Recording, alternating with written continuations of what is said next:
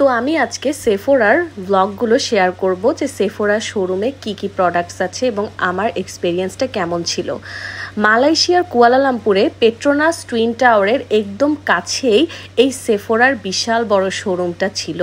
তো যেটা দেখে আমি জাস্ট অনেক অনেক ইমোশনাল হয়ে গিয়েছিলাম। আমরা যারা আছি মেয়েরা, তাদের আসলে Sephora one kind of emotion এবং ড্রিম বলতে পারো।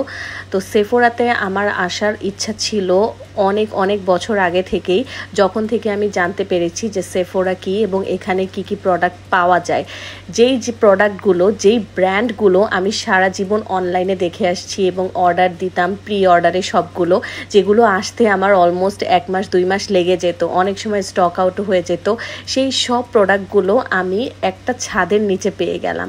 তো এর থেকে মানে ব্লেসিংস আর কি হতে পারে লাইফে। আমি জাস্ট